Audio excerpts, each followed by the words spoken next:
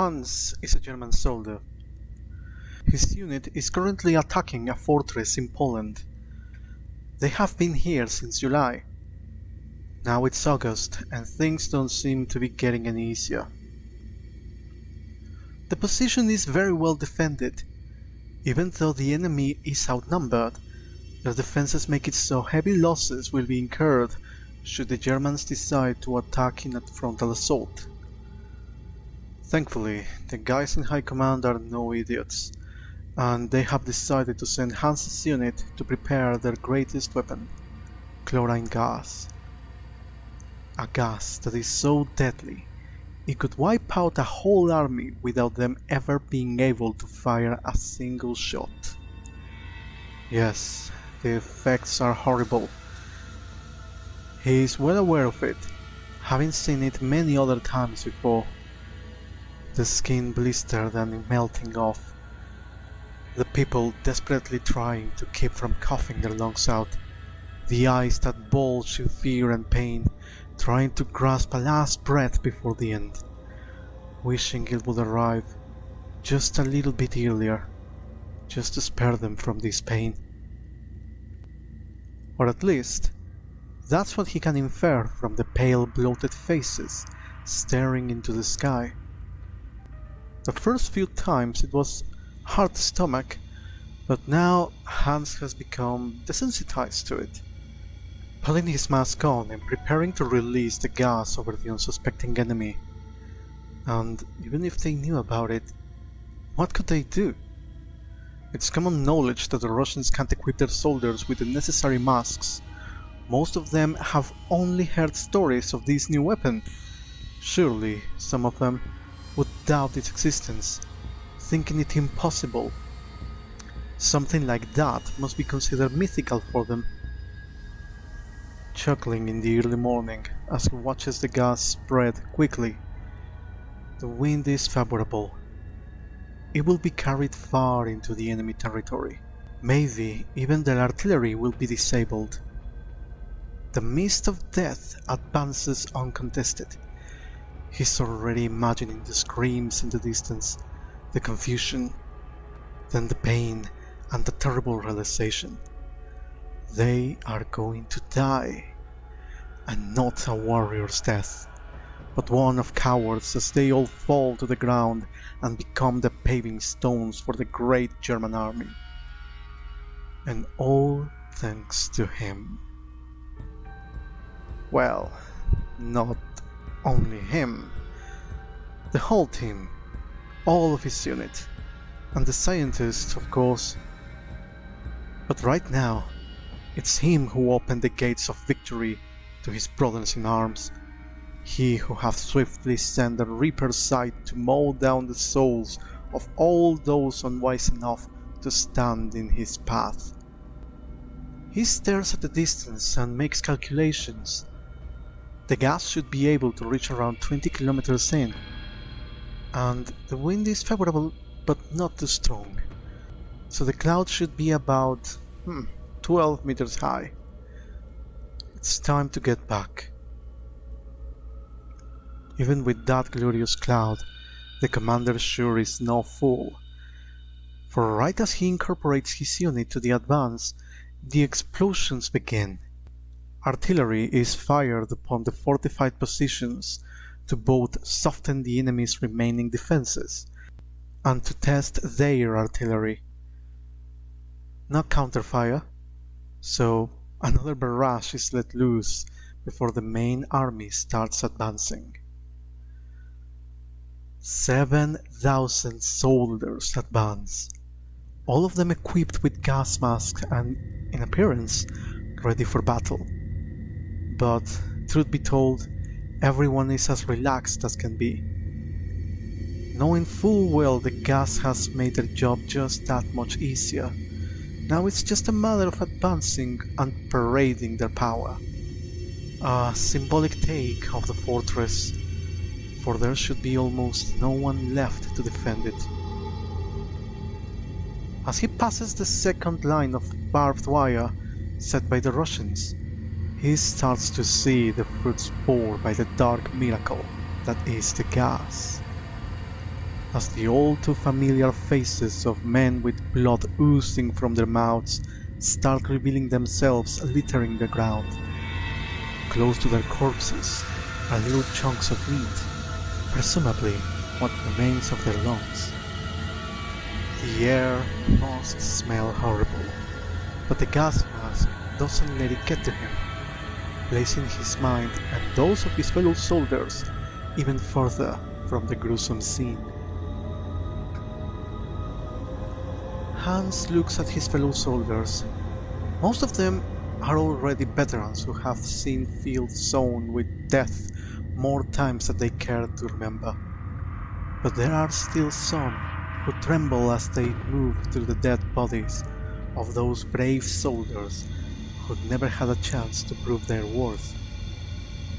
It is one such man who cowers beside him, showing a humanity he seems to have all but forgotten.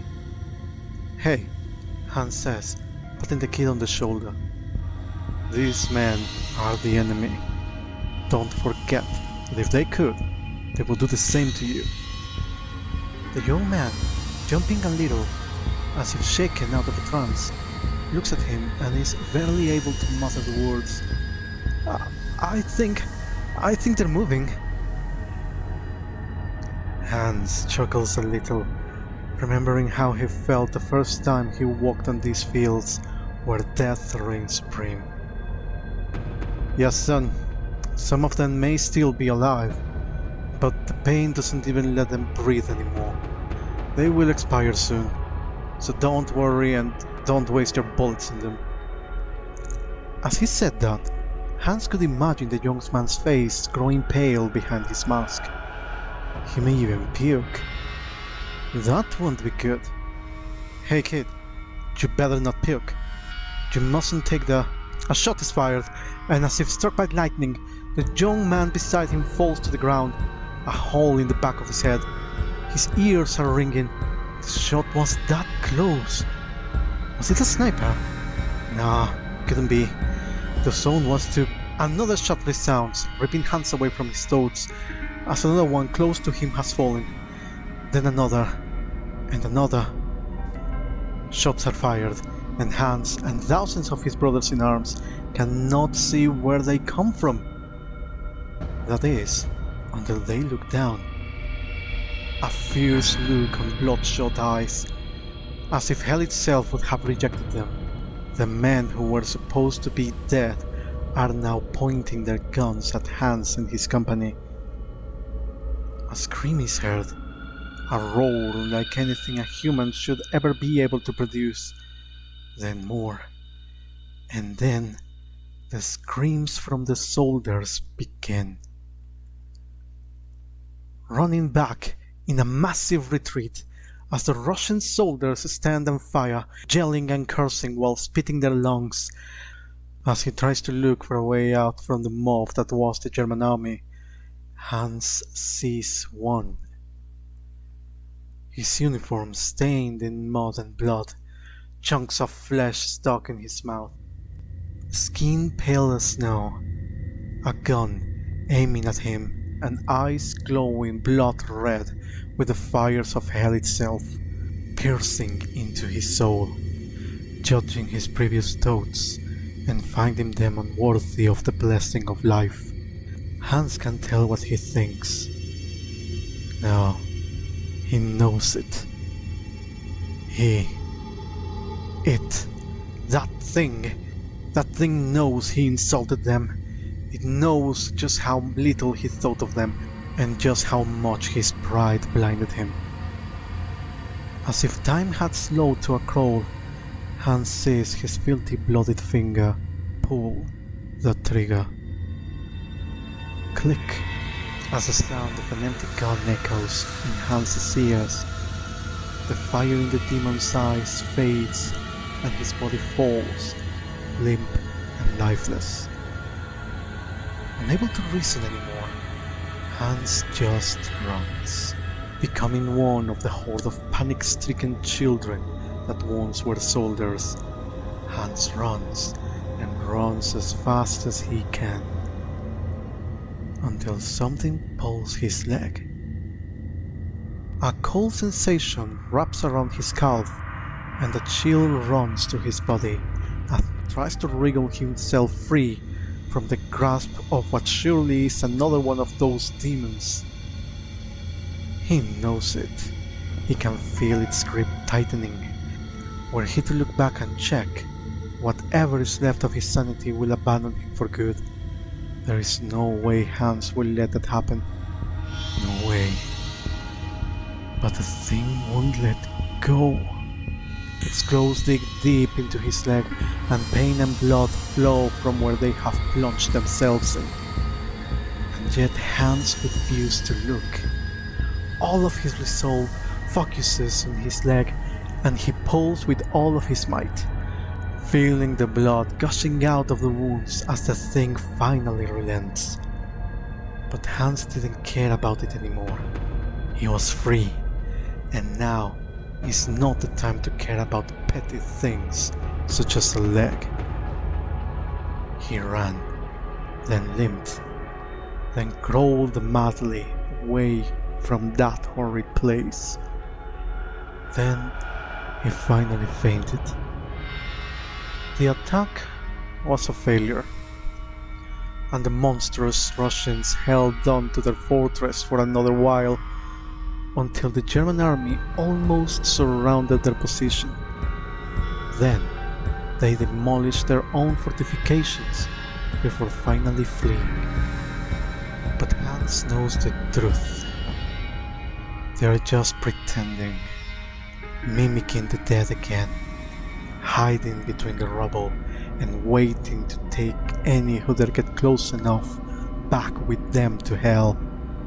Even now, on his bed, as he watches the scars left by what everyone else says was barbed wire, Hans feels the cold fingers crawling through his skin, doing their best to drag him back to that abyss that stares at him every night, whispering his name, back to the place where the dead never remain still.